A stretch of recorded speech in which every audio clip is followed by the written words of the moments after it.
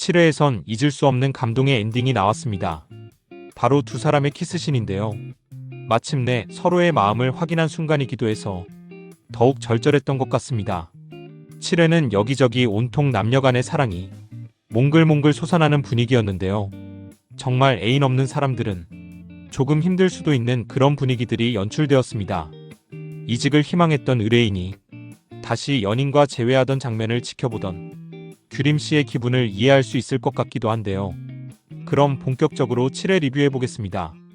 공연장 앞에서 예쁜 모습으로 은호를 기다리던 지훈은 잔뜩 신경쓰고 긴장한 모습입니다. 지훈에겐 이 만남이 단지 우연히 생긴 티켓으로 동료와 공연을 보러 온 것 이상의 의미였으니까요. 공연장 안에서는 연주자의 피아노 소리보다 두 사람의 심장 뛰는 소리가 더 크게 들릴 것만 같습니다. 어쩔 수 없이 상대에게로 향하는 시선, 좁은 팔걸이를 두고 방황하는 손들, 매일을 보면서도 마음을 잘 숨겨왔는데 이렇게 가까이 앉으니 숨길 수 없는 것들이 자꾸 드러나나 봅니다. 지금까지 나완비에선 두 사람의 손을 클로즈업하는 장면들이 자주 등장해 왔는데요. 말로 표현하지 못한 섬세한 감정들을 대신 처리해주는 듯 지훈이 심리적 동요를 겪을 때마다 꼭 손이 등장해 잘 표현하지 못하는 지훈의 심리 상태를 대신 표현해주고 있습니다. 영화를 보고 나와 나란히 걸으면서도 닿을 듯 닿지 않는 두 사람의 손이 클로즈업 되면서 연인으로 발전하기 전 아슬아슬한 남녀의 심리적 상황을 잘 보여주고 있는 것 같았어요. 이때의 대화 중에 은호가 어른이 되면서 성격이 많이 달라졌다고 하자 지훈이 자신은 어른이 되니 무서운 게 더 많아졌다고 말하죠. 조금만 무너져도 다 끝날 것 같고 이 말을 듣고 은호는 무너져도 다시 일어나면 되죠. 내가 잡아줄게요. 라고 말하는데 이거 정말 너무 스윗한 플러팅 아닌가 싶네요. 한편으론 이 말이 복선이 되는 것 같기도 한데요. 6화에서 실체를 드러낸 우 회장이 커리어웨이의 김혜진과 손잡고 나중에 지훈을 어려움에 빠뜨릴 때 무너진 지훈을 은호가 결정적으로 돕게 될 것 같습니다. 그러면서 말하겠죠. 내가 잡아준다고 했잖아요 라고 말이죠. 우연히 생각지도 않게 첫 데이트 사진까지 남기고 온 두 사람. 이런 경우는 하늘이 돕는 인연이라고 해도 될 것 같습니다. 그날 이후 더욱 은호를 깊게 좋아해버리게 된 지훈. 이제 눈앞에 은호가 없으면 불안하고 여직원들과 웃고 이야기하는 모습만 봐도 너무 신경이 쓰여 일이 손에 잡히지 않게 되었습니다. 현명한 지훈은 누구보다 잘 알고 있죠. 자신이 정신을 못 차리고 있다는 것을요. 방법은 은호를 멀리하는 것뿐이라 판단하고 지훈은 은호를 비서직에서 해임하려고 하지만 이유를 말하라는 서이사의 말에 우물우물하다 그냥 나와버립니다. 서이사에게 이 사실을 전해들은 은호는 자신이 실수한 것이 있냐고 묻지만 지훈에게 돌아온 말은 뜻밖의 고백이었습니다. 정말 은호는 아무것도 몰랐을까요? 그렇게 플러팅을 해놓고 말이죠.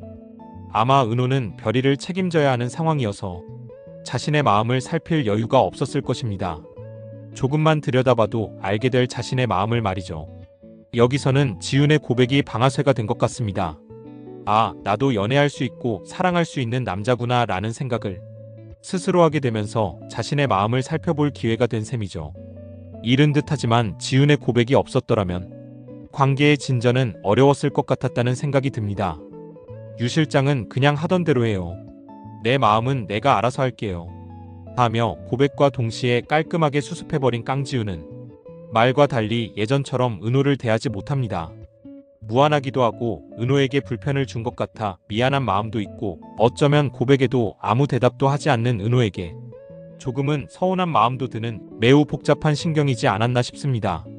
둘 사이에 이상한 기류를 감지한 것은 누구보다 먼저 지훈을 짝사랑해온 우의사였습니다. 은호에게 향하는 지훈의 마음을 직접 확인까지 한 우의사는 더 이상 지체하지 못하고 지훈에게 고백을 해버리는데요. 혼자 좋아했던 오랜 시간이 무색하리만치 단번에 거절을 당합니다. 민망한 듯 웃어넘기려는 우의사의 눈빛에선 그 고백이 얼마나 진심이었는지가 느껴졌는데요. 지훈에게 차이고 우울해진 우의사는 형수의 유치원을 찾아가는데 거기서 또 수연을 만나게 되죠.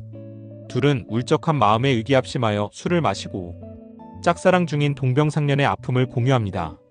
그 상대가 각각 지훈과 은호라는 사실을 모르는 상태로 말이죠. 여기서 지훈의 고백 못지않은 사건이 발생합니다. 바로 수연이 술김에 은호에게 영화 보러 가자는 문자를 보내버린 것인데요. 맞춤법마저 엉망인 채로 보내진 그 문자는 다음날 숙취 가득한 채 깨어난 수연을 이불킥하게 만들지만 수연은 없던 일로 하기보단 오히려 은호에게 전화를 걸어 같이 영화 보러 가자고 제안합니다. 은호는 대수롭지 않게 오케이 하지만 둘 사이의 데이트는 전화를 엿들은 수연의 엄마를 거쳐 아이 서준에게까지 알려지고 책방에 들른 지훈의 귀에까지 들어가죠. 은호를 멀리하기만 해온 지훈은 이제부터 애가 타기 시작합니다. 내가 고백하고 내가 선을 그었지만 그렇다고 맘이 식은 건 절대 아니고 고백까지 한마당에 은호를 다른 여자에게 뺏길 순 없었으니까요. 두 사람은 늦은 시간까지 사무실에 단둘이 남았습니다. 내가 좋아하는 남자가 다른 여자와 영화를 보러 간다는 것을 알고 마음이 불편한 지훈과 남은 일을 처리하며 심상찮은 지훈의 눈치를 살피는 은호. 둘 사이의 긴장감이 상당했는데요. 숨막히는 눈빛 교환을 하다 무언가 결심한 듯 은호가 자리에서 일어나는 순간 수연에게서 전화가 오고 은호는 포기한 듯 정리하고 퇴근을 해버립니다. 정말 할 수만 있다면 제가 붙잡고 싶은 순간이었습니다. 텅 빈 사무실에 혼자 남은 지훈. 오늘자 영화 시간표가 띄워진 컴퓨터 창을 뒤로 한 채 바깥 공기를 쐬며 은호가 마음속에 들어왔던 순간들을 떠올립니다.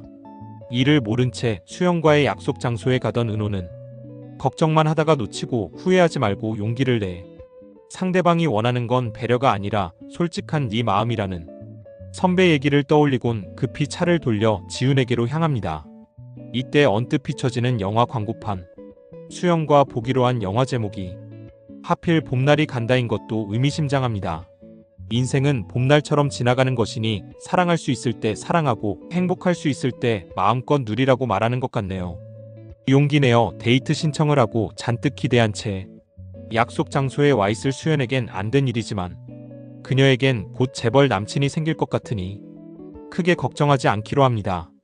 지훈 역시 급하게 몸을 돌려 은호에게로 향하고 이렇게 마주치나 싶었지만 둘은 미묘하게 엇갈리는데 뒤늦게 사무실로 돌아온 은호는 영화 시간표가 띄워진 지훈의 컴퓨터 화면을 보며 모든 걸 눈치채고 다시 극장 쪽으로 향합니다.